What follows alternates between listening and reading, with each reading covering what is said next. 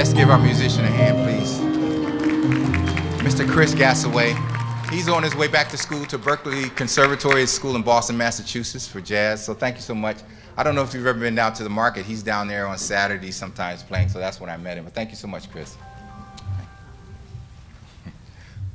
That was a cue. If you have a cell phone, please put it on vibrate. Well, let's give yourselves a hand for coming out tonight. Give yourselves a hand this evening. I know people will be coming, but I want to get started as close to time as I can because we respect your time. Thank you so much for coming. This evening, as has been stated, this is going to be a training and information session dealing specifically on tips and strategies on how you make your community safer. This is in conjunction with Mayor Thompson's Neighborhood Safe Zones initiatives, and I want to thank all of you for coming out. And I'm not one for a lot of bombast and talk, so what we're going to do now is have opening remarks from our mayor, Mayor Linda D. Thompson. Could we give her a round of applause as she comes?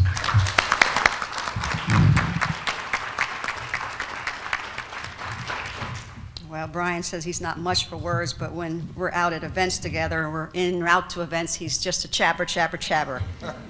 Mayor, I got this idea, I got that idea, but we're so honored to be here with you tonight. And again, thank all of you for coming out. It certainly is a demonstration and a testament to your commitment to public safety in our great city of Harrisburg. We talked about how we organize as a community and empower the community, most importantly, in partnership with the city, particularly our public safety department, our police unit, on how we can really just take command and control of our streets. I mean, we are homeowners, we are store owners, we're business people, we're professionals, and you know, this is our home, you know, and some of us we're born and raised here, like myself. And we should all take issue to anyone that wants to come into our neighborhoods and wreak havoc and wants to destroy the very core fabric of our neighborhood and cause us to move out. That should not be the case. Our goal is to empower you, to embrace your ideals and strategies in unison with what we've all tried to do here over the last 4 years to keep our city safe. And I'm proud to say that we've done a tremendous job. As I compare ourselves to other neighboring states and cities, I talk to mayors all the time across the world. And I say right now, one murder is one too many in our city. But when I look at other mayors who are facing, one city we understand was facing 100 murders a month.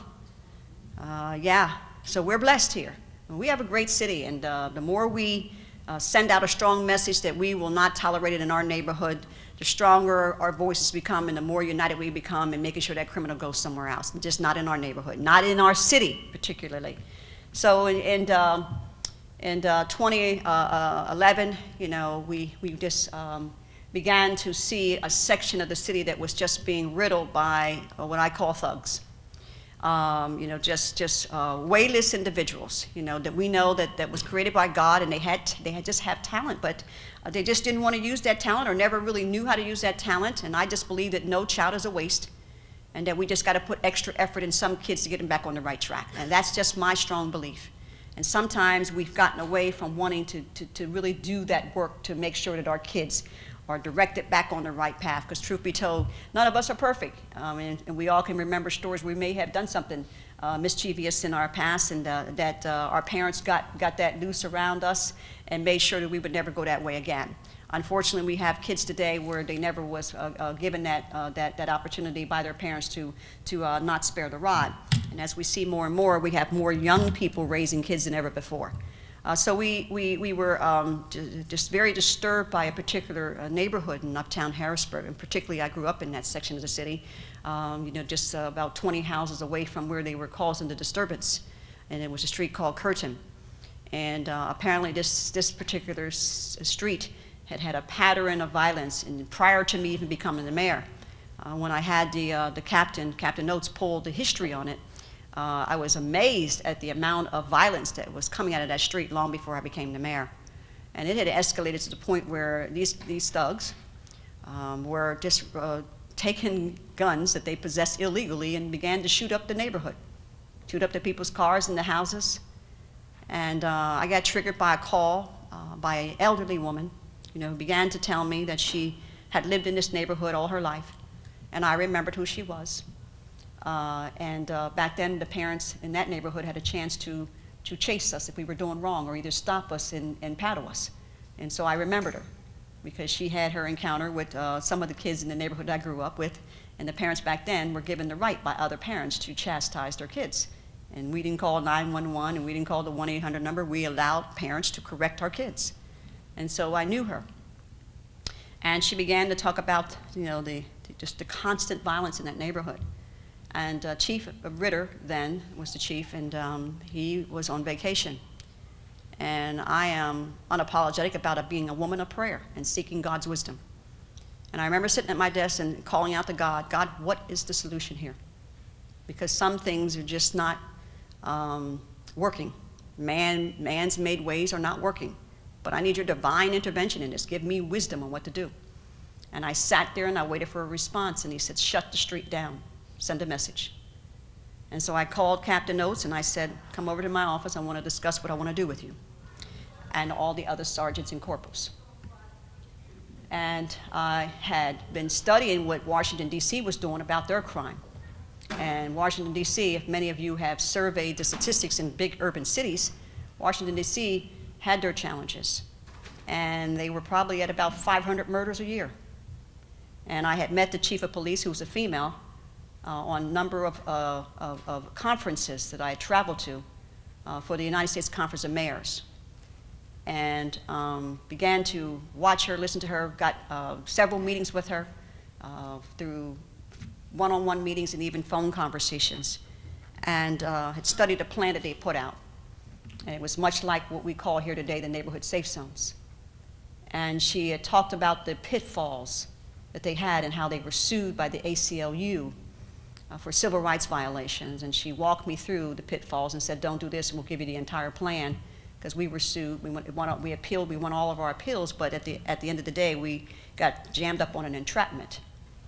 And the entrapment was that a woman pretended that she was running for a political office down there in D.C., and when they had shut these streets down, and no one could enter into them unless you can prove that you live there.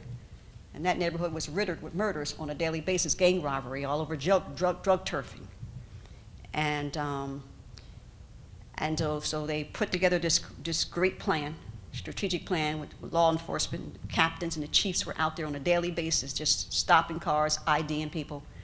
And they had all their best attorneys that told them that it was legal.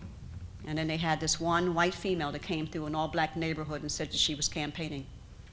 And literally she wasn't running for a single office, and the police couldn't prove that she couldn't prove to the police that she lived in that neighborhood. And as a result, they didn't let her in. And then they filed a lawsuit against the city of Washington, D.C., and they lost that lawsuit based on an entrapment. And so the chief told me all about this and said, don't do this, don't do that. So then as I sat there, after I got, this word, and I believe from God, that said, shut it down, I called the district attorney, Ed Marsical, then. And I said, this is what I'm going to do. Do I have the legal power to do this? He says, Mayor, you're the mayor. You're the CEO of your city. You have the power to do that. And I says, okay, there's no legal ramifications in all of this or anything. Or I'm not going to get sued or anything, right? He goes, no. And so then I began to mobilize the law enforcement. And Captain Oates called everybody in, and we went up and we barricaded the streets for 3 days. And you couldn't hear a pin drop in that section of the city. And that set the tone from that day forward that we were not tolerating it. Until this day, that is a peaceful section of the city. And sometimes you got to do radical things in order to make a strong statement to people that you will not tolerate crime in your neighborhood. And it takes a collective group. And the minute that they smell that you fear them, they will run havoc in your neighborhood. And we can only do but so much here in the city government, under our police department and under the mayor's office. It is now time for the neighbors to rise up and lock arms, as Brian has done the commercial, and in a very appropriate manner, send that message. Our elderly people who have worked all their life and build a beautiful home, a peaceful home, their sanctuary, where they can come home and shut the world out, deserve to have peaceful neighborhoods. I grew up in this city, born and raised, and my parents taught us how to respect our home, keep it clean, take out the trash, sweep the porch down, keep the windows clean, and everything else in that house clean. And we never deviated from that. And when my parents came home, they didn't have to do anything because the work was done. My parents felt if they had 8 kids in that house, they shouldn't have to do anything, and they didn't. And that's the way it should be today. You should be able to go home, go to work, and come home and put your feet up on your porch and be able to hear the birds chirping and have a peaceful sound in your neighborhood. Unfortunately, the day doesn't afford most of us that. But you can't just sit by and shut your windows and your blinds and say, it's not my problem, it's theirs. Oh, I wish I can get out of this city. You got to fight back. And that's the tone that I set in this administration, to fight back. And again, we're here to build this relationship with all of you, to let you know that we are locked in arms with you to stabilize our neighborhoods and make them peaceful neighborhoods. This is a great city. This is a great city with great people. And we do have our percentage of people that are off course. But sometimes people just need a little bit of help. You know, I know that you may have that unruly neighbor that doesn't sweep their porch down. Sometimes you just may need to take your own broom and go and sweep it down, just to demonstrate to them day in and day out that this is the standard that we want to set in our neighborhood. And you'd be surprised how contagious that will become. So we created this neighborhood safe zone, took a national model and tailored it to Harrisburg. And we worked tirelessly on this. The Law Bureau was involved, and Building and Housing was involved, and Public Works was involved, and of course, you know, our Chief Command was involved. And so our ultimate goal was to create this plan and go in with law enforcement actions, you know, to shut the street down, legally able to do it. And we put in some police orders so that we wouldn't be challenged, that we were violating someone's civil rights, and so that we can rightfully state that we're there, and that we can legitimately question people, you know, based on any violations. And we began to build data before we would go out into those neighborhoods, and then we would identify those neighborhoods that we were going to deem as neighborhood safe zones. And so the people allowed us to collect data on who were the perpetrators in the neighborhood: the drug dealers, the drug users, those who were throwing out dirty mattresses, those who were putting out couches and sinks on the corner in the back alley. We began to collect that data, and then we would determine what neighborhood would be a safe zone. And then we would organize our special unit, police unit, and they would go out. We started out by having a press conference and identifying where our neighborhood safe zone was. And we noticed that the drug dealers listened to the news too. They watched the press conferences. And so when they got wind that we were coming, they got ghost. And it was as if there was no crime in that neighborhood. So I went out one night and I'm like, hey, I was out here last week and there was drug dealers everywhere.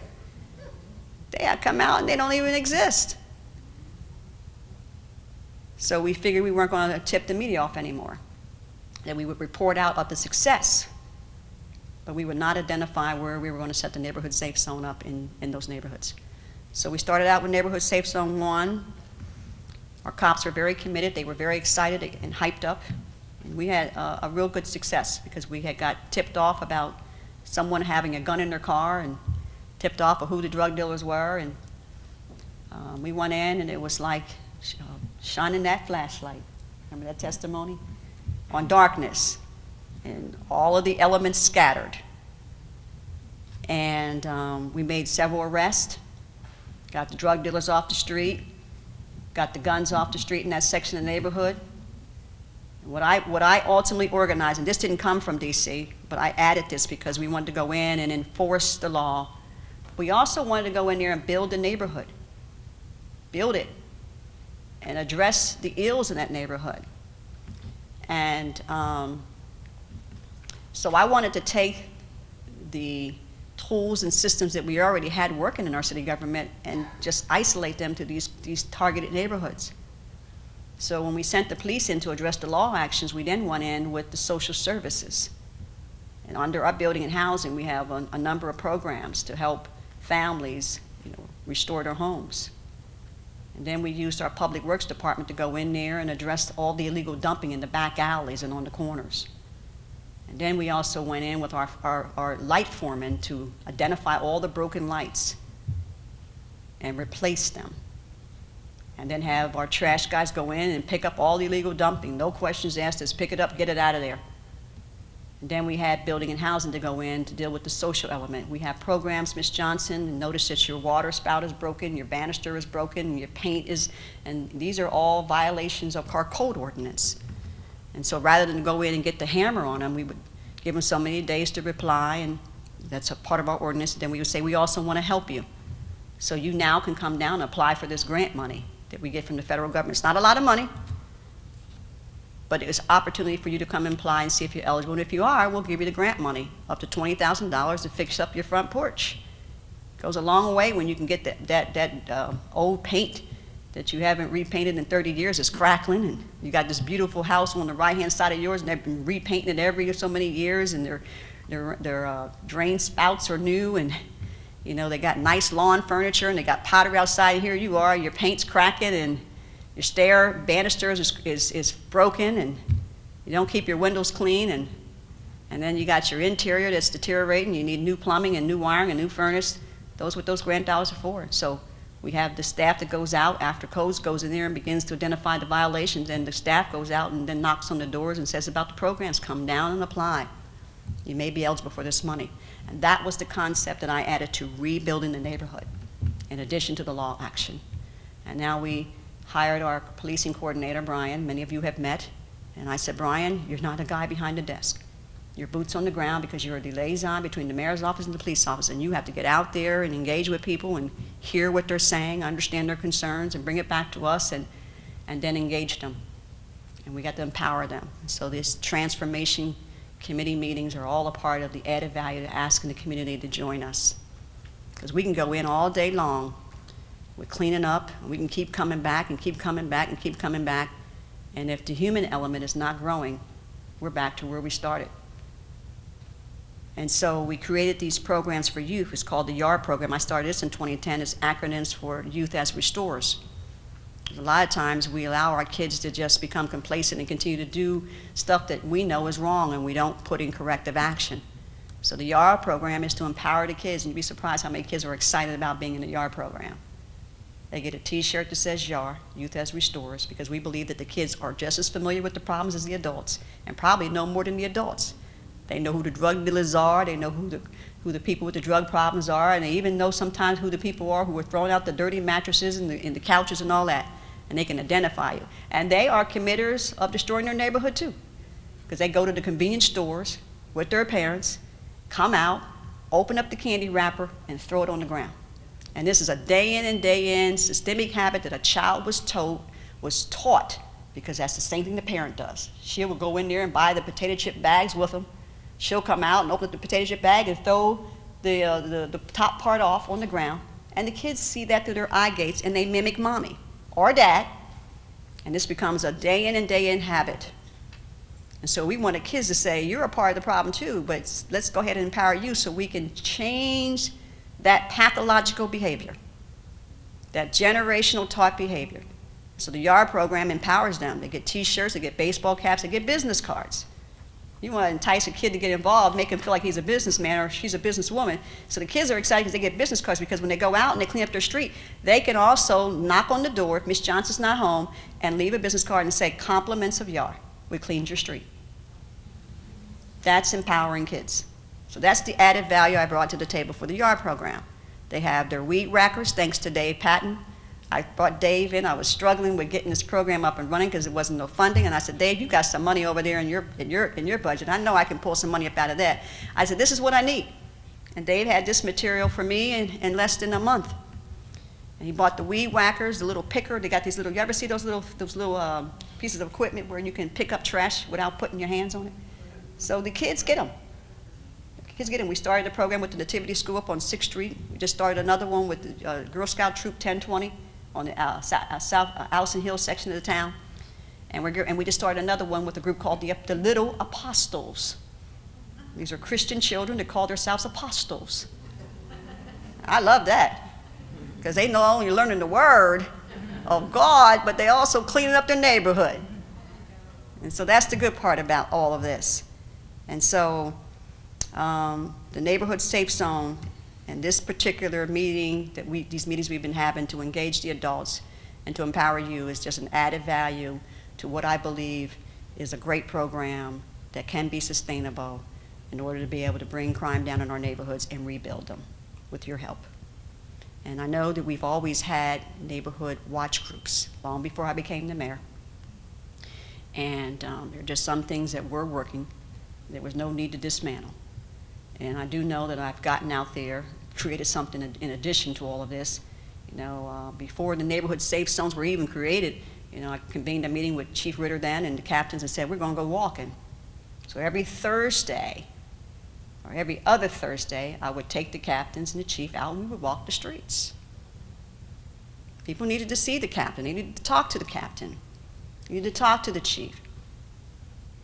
And we went all throughout the city, even though we never got any full coverage of it. And we would meet and talk to neighbors. Some of you may not have caught us in your neighborhood, but we were out there. And I know that because Chief blames me still to this day that his hip is aching. And so we did that.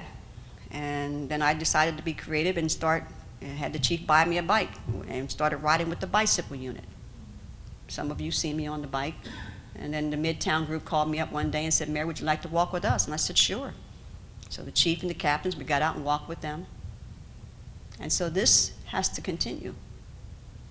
The seeds and the groundwork has been laid. It's just now a right time to build on it and expand it and grow it. And your spirit has to be there to want to save Harrisburg. I stand here with much pride that my legacy is good when I leave here. And there's a story to be told.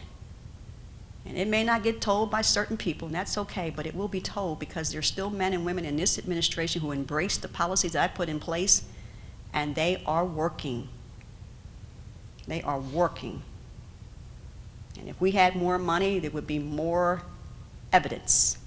But Rome wasn't built in a day, and neither was the wall that Nehemiah built. But it took a region to save the Jewish people who were exiled. This is a Nehemiah era. I'm not apologetic about saying it. And it's time, and God is calling all of us to get involved and not be fearful. And you'd be surprised at people that I talk to who once were the thugs. And it's because there were certain people that stayed in their ear and challenged them. I'm pleased to say that we have removed 200 plus guns off the streets that were possessed by illegal people.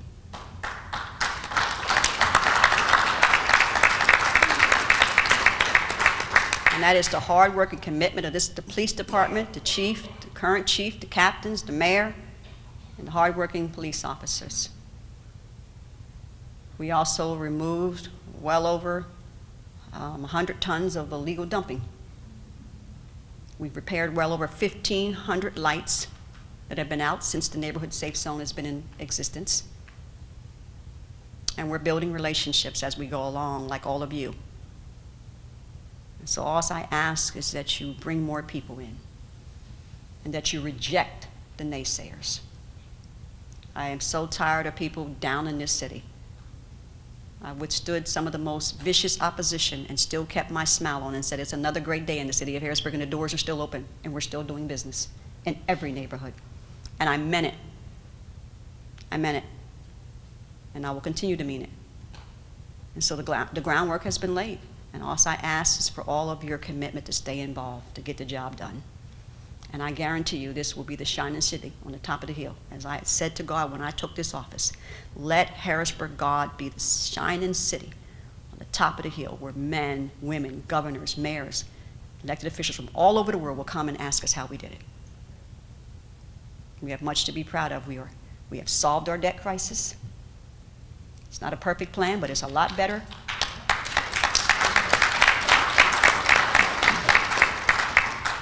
It's a lot better than what it was. We had many people to say, oh, it would never be done.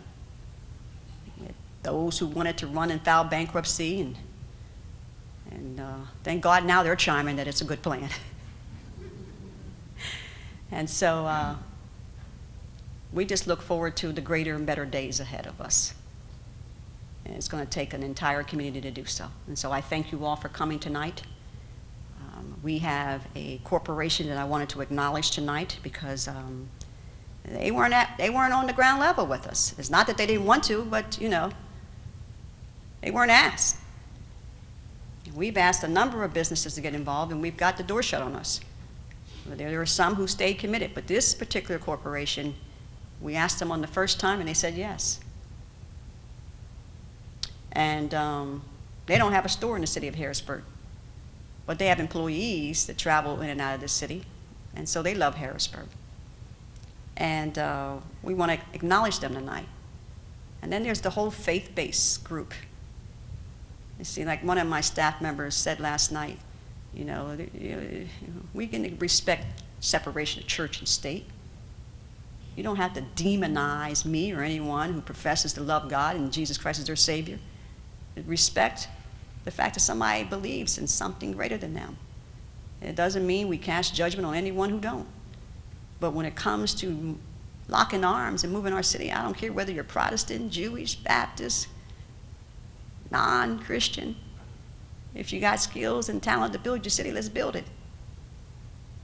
And so we have a faith-based component to this. And we brought them to the table tonight because I'm not apologetic about leaving anyone out. I mean, many of you may have witnessed the front page article probably about a year ago, Bob, when they said, Devout Thompson welcomes atheists to the city of Harrisburg.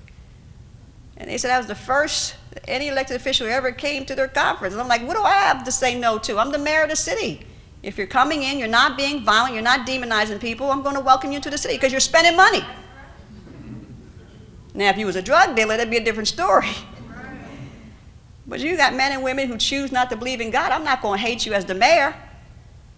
And so I went in to welcome them. And they said it was the first time an elected official that ever came to their event. And you know what I did? I had a chance to talk about who my God was to them. Sure did. I saved that article. Because I'd rather them not see a grumpy Christian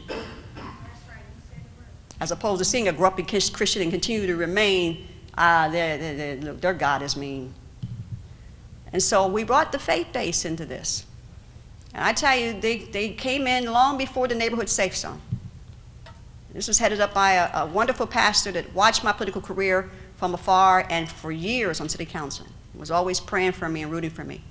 Pastor Dave Hess across the river, Christ Community Church, met me years ago and just loved on me and put a whole prayer chain around me.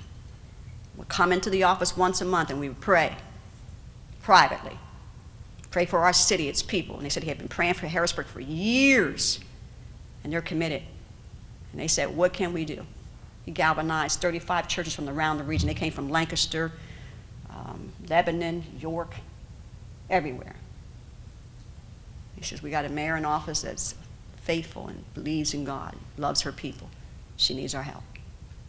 They came in and we said, I'm not going to tell you what to do. You just let your heart lead you. They said, well, we just want to be a part of cleaning Harrisburg up. They came up with this project called Love Harrisburg. We launched it for 6 months. We went into the worst areas in the city of Harrisburg. And they brought their weed whackers, their trash bags, their pickup trucks, their lawn mowers, everything you can think of to clean up. They brought it. They brought their kids, their congregation members, and they were all up in back alleys. And yes, I got my sneakers on and jeans and got back there with them too, because I wanted to show that leadership was not above my pay grade. I wanted the neighbors and the residents to see that if the mayor can come out of her office and clean up your nasty alley, so can you. Take some pride in your city. Take some ownership. Safety, public safety, and cleanliness starts at home. At least that's what I was taught. And so we went in there for 6 months every Saturday. And they brought in, the church has a wealth of talent, so they brought in, there were some men in the church that had been in the Army and knew how to organize logistics and mobilize people. And then this one pastor that had those skills from the Army that he had learned on how to organize and strategically set up big missions. And we gave him that project, and he brought in all the pastors and all the congregations, and it was not chaos. It was well organized. And we brought in the big dumpsters and had a designated spot, and so we can just put all the stuff on the corner. And unfortunately, it was a great effort. Lots of ton of dirt and illegal dumping got picked up. And the only thing we got out of that was a negative news story. Because somebody forgot to pick up one piece of dump in one section of the city. But the ministers kept coming with their congregation members. They weren't disturbed by the negative article because they weren't looking for positive news stories. They just wanted to love this community. And they come in every day and do business. And it's unfortunately, that even after 6 months, we went back up in those neighborhoods and they were back to where we found them. Back to all the legal dumping, the dirty mattresses, as if they had no regard for what we had done. And I was embarrassed about that. But the ministers weren't. They said, Mayor, some things take time. Just got to keep going in there and demonstrating, just love.